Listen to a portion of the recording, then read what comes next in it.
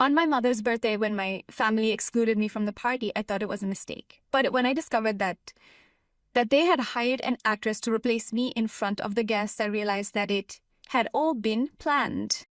What they didn't know was that I had already become someone they could no longer control, and the truth would come out in the most devastating way possible. Subscribe to our channel so you don't miss true stories of revenge, justice, and personal rebirth. My name is Beatrice Moretti. I am 28 years old, and that May morning I woke up to the scent of jasmine coming through the window of my bedroom in Milan.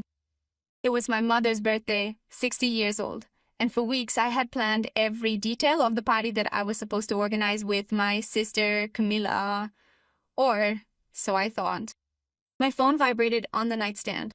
A message from Camilla. "Don't come today. Mom decided so. I'll explain later." I read it 3 times, searching for a meaning that wasn't there. "Don't come to our mother's birthday." I called immediately, but she declined the call. Then Dad. Nothing. Then my cousin Elisa. Total silence. She dressed me quickly, my heart pounding against my ribs. I put on the light blue silk dress I had bought especially for the occasion.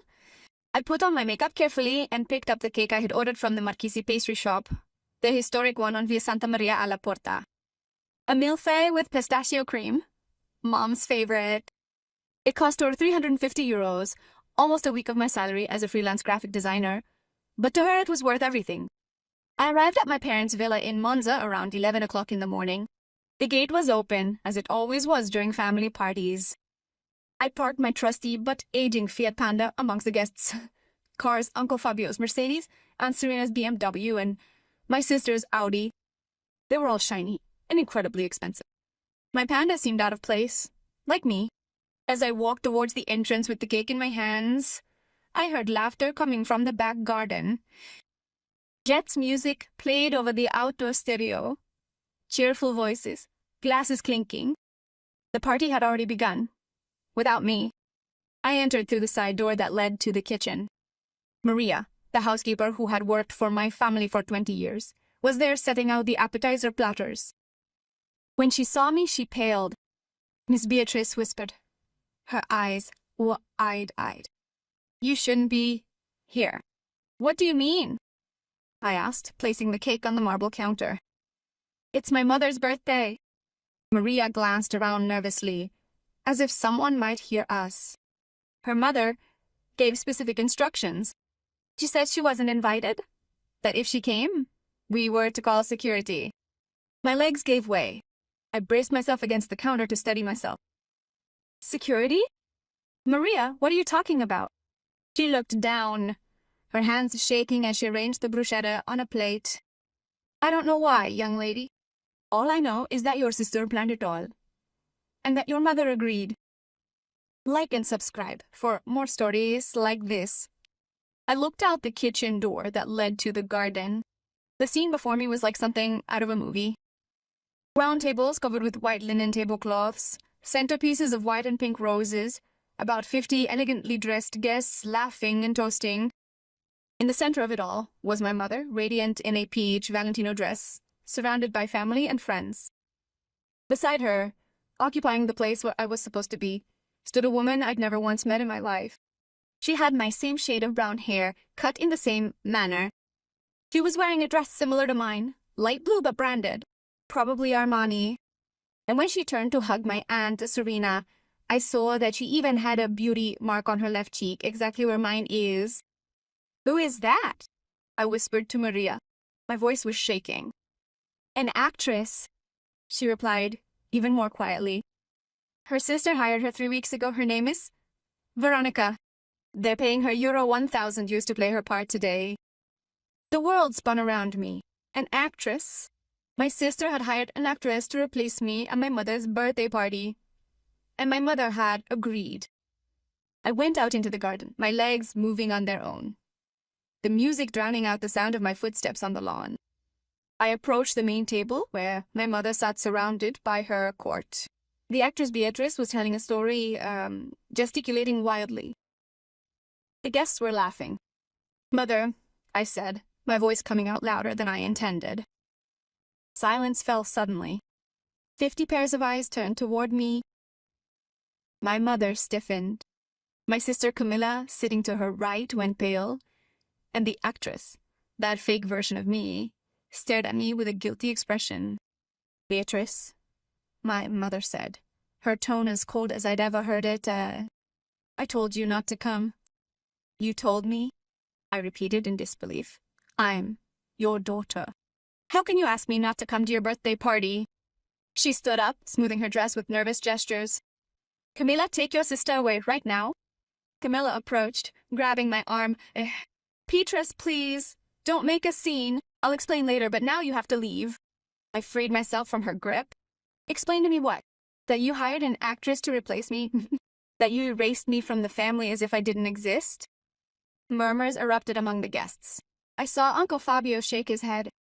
Sia Serena cover her mouth with her hand. My cousin Elisa looked down, unable to look me in the eye. You're ruining everything, Camilla hissed. As always.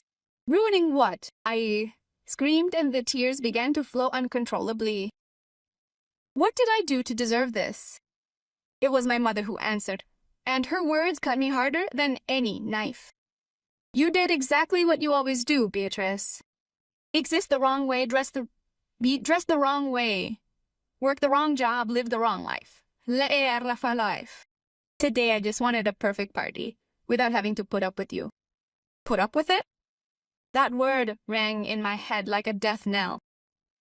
Look, my mother continued, pointing to the actress who was now standing embarrassed in the corner. She is everything you could have been. Elegant, refined, successful, not some penniless freelancer who lives in a studio apartment in Città Studi and can't even afford a decent dress. The garden was so quiet I could hear the rustling of the olive leaves. You're not my mother, I whispered. My mother would never say such things. Your mother, Camilla interjected. She's tired of pretending you're part of this family. For years you have done everything to prove that you are different from us. Well, today you have won. You are out. I cast my eyes around, desperate for a friendly face, someone to step up and defend me. But my gaze fell only upon embarrassed glances that quickly averted themselves, complicit silences, and even a few smug smiles. No one, not even one, came to my defense. And in that moment, something inside me broke, but not in the way they thought. I didn't break with weakness. I broke with clarity. Okay, I said, straightening my shoulders and wiping away my tears. If this is what you want, you will have it. But one day, very soon, you will realize what you have lost today. I left without looking back, leaving behind the perfect garden, the perfect guests, the perfect family that had erased me like you erase a typo. In the days that followed, I didn't answer any calls. No messages. Camilla tried to contact me 3 times, but I blocked her. My mother didn't even try. It was clear that to her I was already dead. But I wasn't dead. For the first time in years, I was alive. What my family didn't know, what no one knew, was that for 6 months I had been working on a secret project, a collaborative design app that allowed graphic designers, architects, and designers from all over the world to work together in real time, sharing resources and skills. I called it Atelier Digitale. 2 weeks after my disastrous birthday, I received the call that would change everything. A venture capital investor from Turin, a certain Dr. Ricci, had seen a demo of my app and wanted to meet me. And what would you have done in my place? We met in a fancy cafe near the Duomo. Dr. Ricci was a man on his feet, 50-something, with neatly combed gray hair, wearing an anthracite gray suit and tortoiseshell glasses. He ordered a double espresso and got straight to the point. Miss Moretti, your app is brilliant. It solves a problem that no one had ever addressed in such an elegant way. I want to invest 2 million euros in your startup. In return, I will take 30% of the shares. I stared at him, the cup of cappuccino forgotten in his hands. 2 million euros. It was more money than I had ever imagined seeing in my entire life. There is one condition, he added with a slight smile. You have to stop working freelance and dedicate yourself completely to this project. You have to hire a team, open a real office, and you have to be there visibly as the SIO and founder. No more hiding behind a screen. I accepted that same evening. I signed the documents in a law firm in Porta Venezia, my hands shaking as I wrote my name on the contracts that would change my life. In the months that followed, Atelier Digital exploded. After just 3 months from the official launch, we had 15,000 registered users. After 6 months, we had 50,000. Designers from London, New York, Tokyo, and Sydney were using my platform. I was interviewed by Il Sole 24 Ore and Corriere della Sera. Even Vogue Business wrote an article about me, calling me the new star of Italian tech. I moved from a studio apartment in Città Studi to a penthouse with a terrace in the Porto Novo area. I bought real designer clothes, not because anyone forced me to, but because now I could afford them. And every time I looked in the mirror, I saw not the wrong version of myself that my mother despised, but the authentic version that I had always wanted to be. A year after my disastrous birthday, I received an unexpected invitation to a charity gala organized by the Milan Chamber of Commerce, where I would be awarded as the Under 30 Entrepreneur of the Year. The event was to be held at Villa Necchi Campiglio, one of the most exclusive locations in Milan. I accepted the invitation, and then did something that I knew would change everything. I sent 3 invitations, one to my mother, one to my sister, and one to my father, who had remained silent all that time, choosing them over me. On the night of the gala, I arrived in a Valentino Nero dress, the same designer of the dress my mother had worn on her birthday. I had my hair styled in an elegant chignon by the talented Aldo Coppola. On my wrists, I wore a Bulgari bracelet that I had bought myself the day I had signed my first big international contract. When I entered the room, I saw that all 3 of them had come. My mother, my father, and Camilla.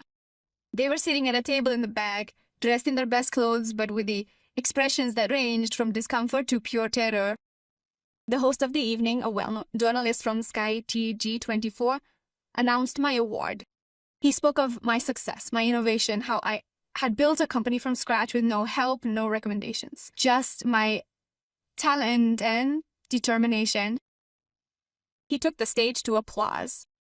200 people stood up for me, businessmen, politicians, artists, intellectuals, and at the back of the room, my family sat motionless like statues of salt. I took the microphone, looked at the award in my hands, a glass sculpture that reflected the lights of the room, and then looked up at the audience. A year ago, I began, and my voice rang out clearly in the silent room. I was excluded from my mother's birthday party. I was told not to go because I was ruining the perfection of the party.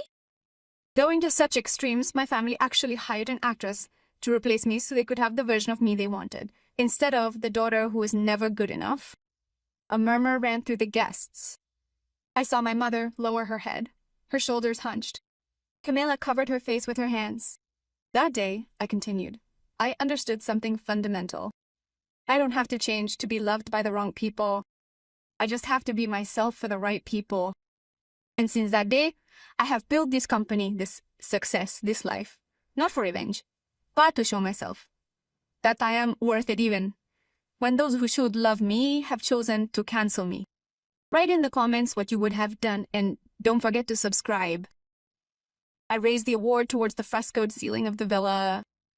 This award is for all the people who have been excluded, cancelled, replaced, for all those who have been told that they were not good enough. You are enough. You are more than enough. And one day, you too will have your moment when those who hurt you will understand the mistake they made. The applause broke out, thunderously, endlessly, but I only looked at them, my family, who were now crying, who now understood too late what they had lost. After the ceremony, I found them waiting for me in the courtyard of the villa. My mother approached first, her eyes red, her makeup smudged. Beatrice, I didn't know you had done all this. If we had known, what would you have done? I interrupted her, and my voice was calm, cold, final. Would you have invited me back? Would you have treated me better?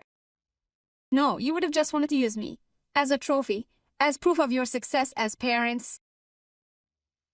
You are still our daughter, my father said, speaking for the first time. His voice was shaking. No, I replied. I am the daughter I made for myself.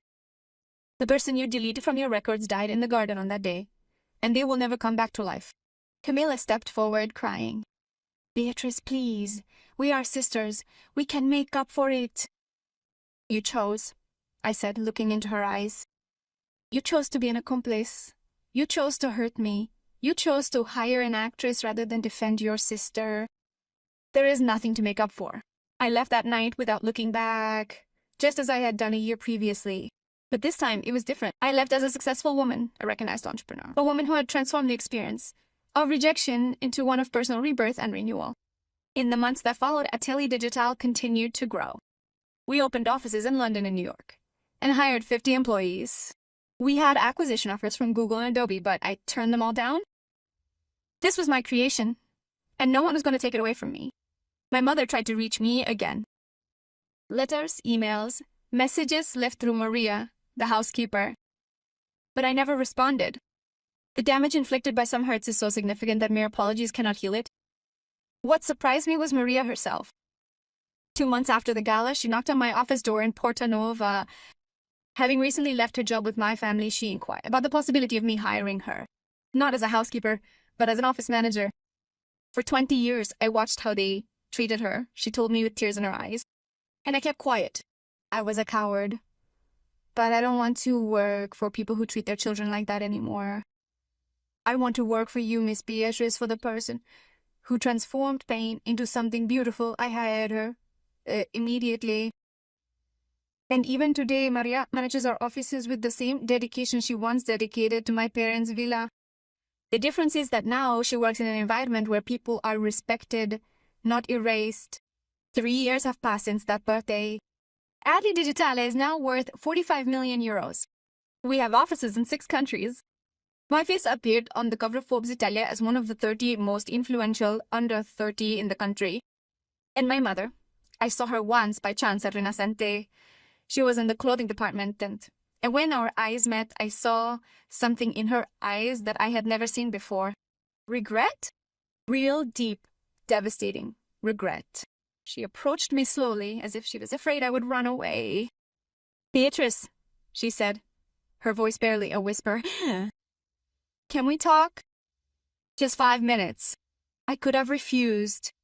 I could have turned around and walked away, like I had done every other time. But instead, she nodded.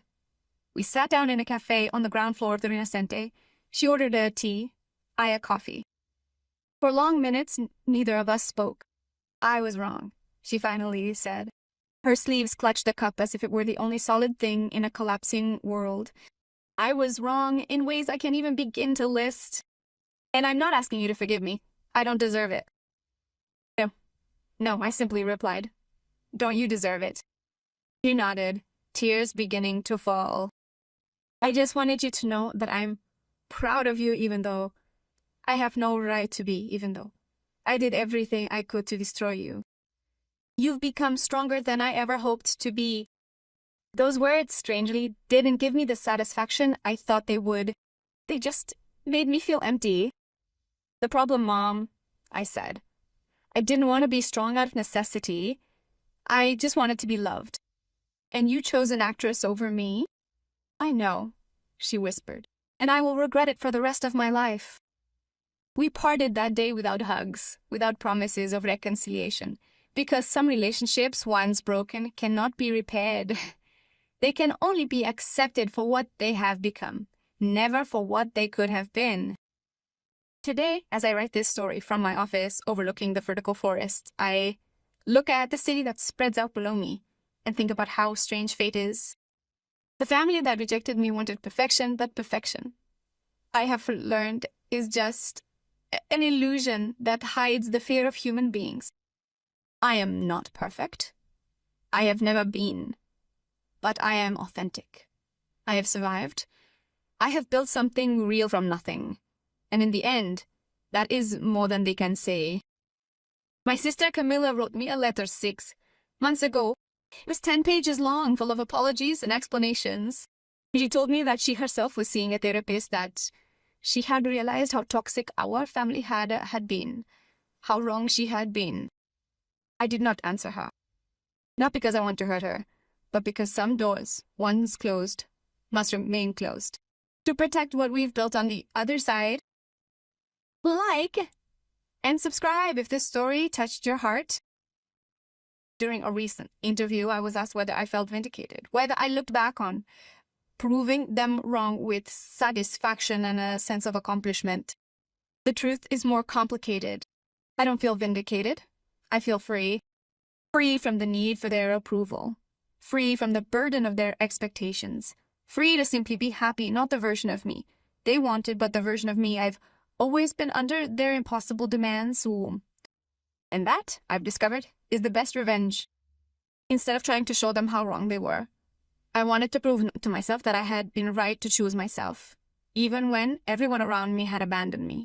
It was on the day of my mother's birthday when they left me out that I didn't know it was so planned. But now I understand that that was the moment it had to happen, the moment in which I had to be pushed away to finally be able to fly, and I still fly, today higher than they could have ever imagined possible. The end.